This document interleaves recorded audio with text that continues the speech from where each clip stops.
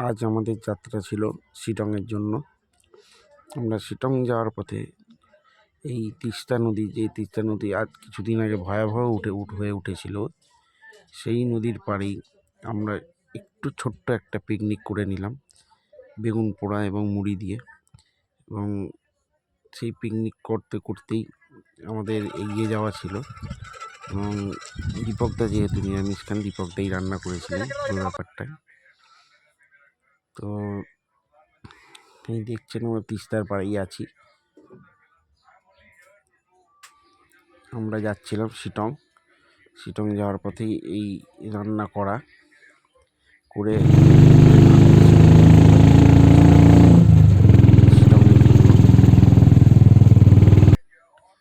আমাদের শিটংয়ের রুমটি দেখতে পাচ্ছেন, হোটেল পাইন ট্রিতে আমরা থেকেছিলাম শিটংয়ে।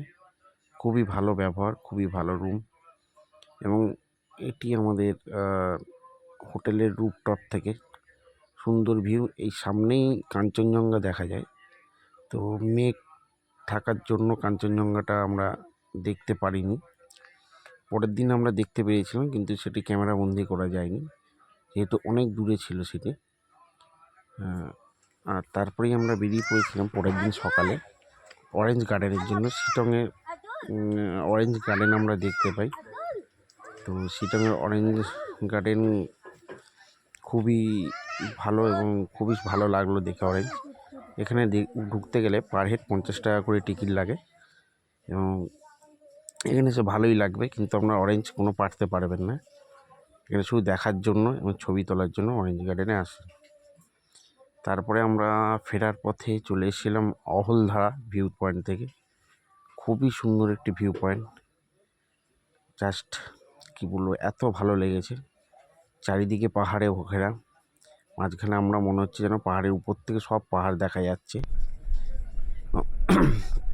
হলধারা ফেরার পথেই আমরা সুন্দর শিটং থেকে ফেরার পথে সুন্দর ভিউ পয়েন্টটি আমাদের খুবই ভালো লাগে। এবং এই রাস্তাটি শিটং যাওয়ার জন্য খুবই খারাপ, মানে খুবই মাঝে মাঝে খারাপ জায়গা, আপনারা দেখতেই পাচ্ছেন। খুবই টাফ ছিল কিছু জায়গা। আমরা এই কজনেই গেছিলাম। এই দেখতে পাচ্ছেন কী অবস্থা রাস্তা। এবং এই গাড়িটি পেছনে যে আসে 4 চাকাটি রাস্তার মাঝে আটকে যাবে, উঠতে খুবই অসুবিধা হয়। সবাইকে বাই বাই। চ্যানেলটা ভালো লাগলে সাবস্ক্রাইব করবেন। বাই।